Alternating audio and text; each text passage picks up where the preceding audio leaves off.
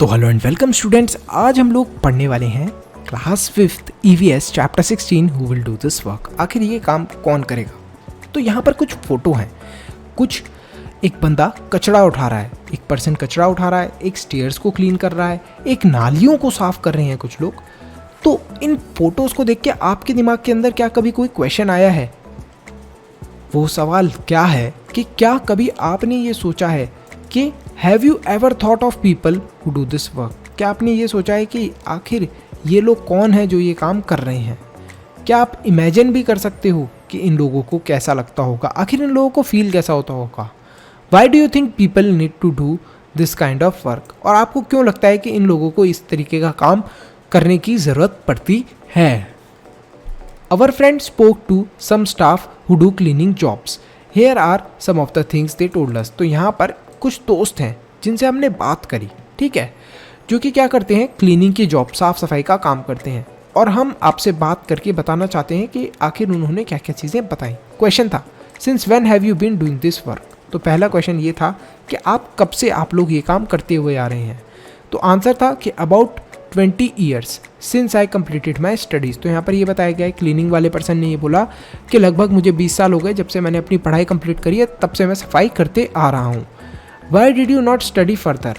You could have got some other job. तो यहाँ पर क्या होता है, यहाँ पर एक और क्वेश्चन उनसे पूछा गया क्लीनिंग वाले पर्सन से कि आखिर आपने आगे और ज़्यादा पढ़ाई क्यों नहीं करी? आपको तो अच्छी जॉब मिल सकती थी इससे। तो यहाँ पर आंसर वो देते हैं, you need money for studies and even after that most of our people continue to do this kind of work. तो यहाँ पर ये बोलते हैं कि है ना कि पहले तो पढ़ने के लिए पैसा चाहिए, लेकिन जो हमारी कम्युनिटी के लोग हैं, मतलब जो साफ़ सफाई करते हैं लोग, वो यही काम करते हैं चाहे कितना भी पढ़ लिख लें। तो यहाँ पर उनसे दोबारा क्वेश्चन करा जाता है क्लीनिंग वाले पर्सन से, व्हाट डू यू मीन? आखिर तुम कहना क्या चाहते हो? तो यहाँ पर वो आंसर करते हैं, सिंस आवर ग्रेट ग्रैंडफादर्स, हमारे जो दादा और परदादा थे उनके समय से, इवन बिफोर दैट, उससे भी पहले, most people of our community have been doing this work. मतलब ज़्यादातर हमारी कम्युनिटी के लोग क्या करते आ रहे हैं, यही काम करते हुए आ रहे हैं। कम्युनिटी एक ऐसे समझ लीजिए जैसे ग्रुप हो गया, आपकी क्लास के जितने बच्चे हो गए वो आपकी एक पूरी क्लास की कम्युनिटी हो गई। मतलब 5th क्लास के जितने बच्चे हो गए वो 5th क्लास की कम्युनिटी होगी। तो ऐसे एक ग्रुप ऑफ पीपल को हम लोग कम्युनिटी बोल देते हैं। Even after getting a college degree, our people do not get any other kind of job, so they have to do this work. तो यहाँ पर ये क्लीनिंग पर्सन ये बताते हैं कि कॉलेज डिग्री होने के बावजूद भी हम लोगों को कोई जॉब नहीं देता है और हमें फिर भी यही काम करना पड़ता है।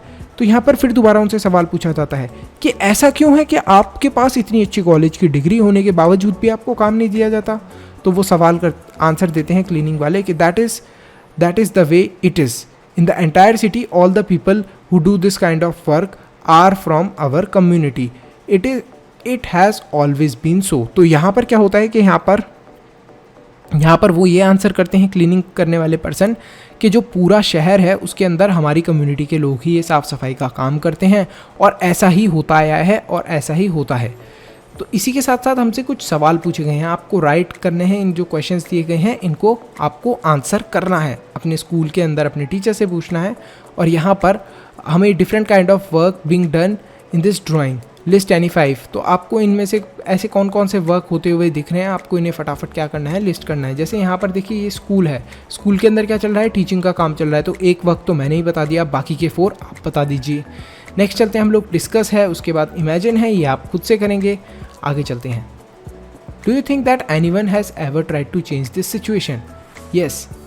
अच्छा, ये इमेजिन का ही पार्ट है तो इमेजिन वाला नहीं पढ़ना हमें। आगे चलते हैं, रिमेंबरिंग दोज डेज, ये बहुत इंपॉर्टेंट है, ये है हमारा मेन जो इंपॉर्टेंट पार्ट है। When Narayan Babla was about 11 years old, he was staying in Gandhiji's Sabarmati Ashram. Like everyone else in ashram, he had to do various kind of work. तो यहाँ पर क्या होता है, जब नारायण जो बाबला थे वो 11 साल के थे, तब वो गांधी जी का जो आश्रम था साबरमती आश्रम, वहाँ पर रहा करते थे। हर किसी की तरह आश्रम के अंदर सबको अलग अलग काम करना पड़ता था। One of his job was to teach guest how to clean the toilets. In those days the toilets were not what we know today, they used to be holes under which basket were kept. People sat on the holes. Later the basket had to be lifted by hand to be emptied. तो क्या होता था कि अभी जो आपके toilets हैं ये सीधे सीवेज पाइप से या सीवर से कनेक्टेड हैं, लेकिन पहले ज़माने में ऐसा होता था कि एक बड़ा सा छेद होता था और उसके नीचे एक बड़ी सी बकेट लगा दी जाती थी। तो जब भी आप पॉटी वॉटी करते थे तो वो उस बकेट के अंदर जाके कलेक्ट हो जाती थी, फिर उस बकेट को उठाकर खाली करा जाता था या फेंका जाता था। तो ये सब काम करा जाता था और ये बहुत ही क्लीनिंग का प्रोसेस बहुत ही थोड़ा डिफिकल्ट होता था। तो इस काम को सिखाते कौन थे? इस काम को सिखाते थे हमारे नारायण बाबला, जो भी वहाँ पर गेस्ट आया करते थे हमारे साबरमती आश्रम के अंदर, गांधी जी के साबरमती आश्रम के अंदर, उनको वो ये काम सिखाया करते थे क्लीनिंग का। It was the usual practice that people from a particular community would do this work. But in Gandhiji's ashram, every person has to carry the basket to the compost pit and empty it there.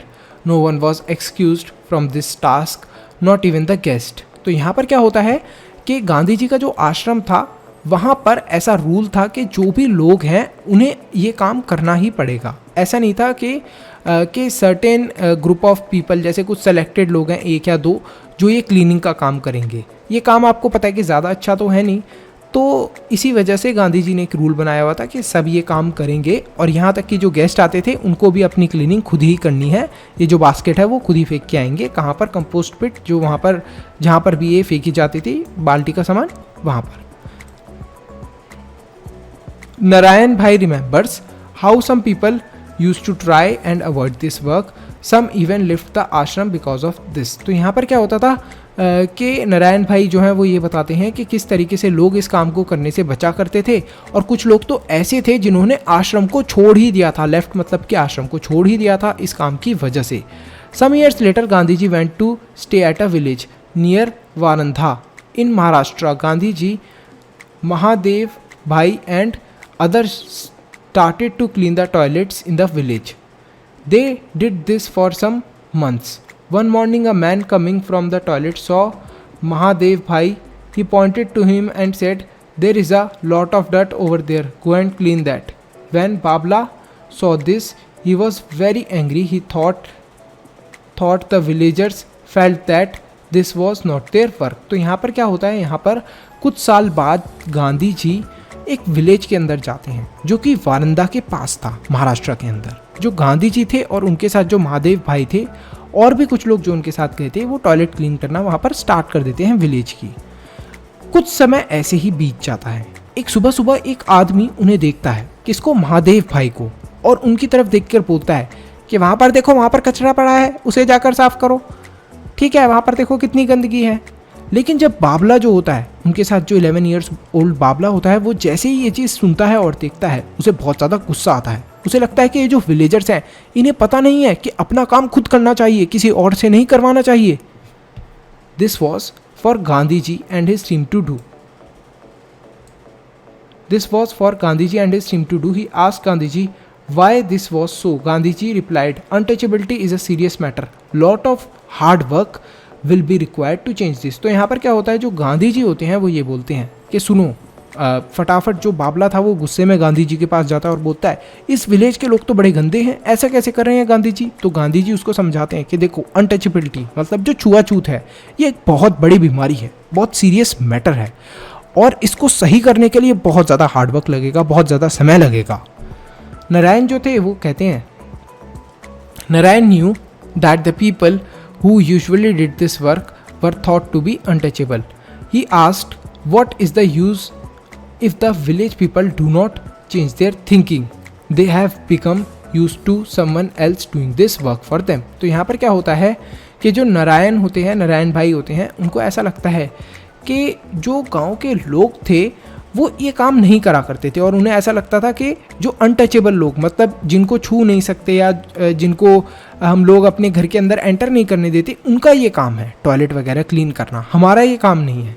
लेकिन नारायण भाई ये भी पूछते हैं गांधी जी से कि ये जो विलेज के लोग हैं, आखिर इनकी ये जो थिंकिंग है, ये जो सोचने का तरीका है, ये कब बदलेगा और ये कब सीखेंगे कि ये जो इनका काम है इन्हें खुद करना चाहिए, अपनी टॉयलेट्स वगैरह क्लीन करने का, किसी और से नहीं करवाना चाहिए. तो गांधी जी इस चीज़ को लेकर रिप्लाई करते हैं. गांधी जी रिप्लाई करते हैं, why don't you think the people who clean also benefits from it, they also learn a lesson. To learn something is like learning a new skill. Even if it is a cleaning job. तो यहाँ पर गांधी जी उन्हें reply करते हैं, क्या तुम्हें नहीं लगता कि ये जो क्लीनिंग का काम है इससे बेनिफिट मिलता होगा लोगों को? ये जो क्लीनिंग का काम है ये एक तरीके से एक लेसन ही तो है, हमें सीखने को मिल रहा है कुछ नया, सफाई करने के बारे में सीखने को मिल रहा है। और किसी भी चीज़ को सीखने के बारे में और किसी भी चीज़ को सीख लेना बहुत ही अच्छी बात होती है। तो गांधी जी यही बताते हैं, चाहे वो क्लीनिंग जॉब भी क्यों ना हो वो भी बहुत अच्छी बात है। तो लिटिल नारायण जो होते हैं वॉज नॉट कन्विंस्ड, जो लिटिल नारायण होते हैं वो कन्विंस्ड नहीं होते। वो फिर दोबारा आर्ग्यू करते हैं, those who make a place dirty but do not clean it should also learn lesson.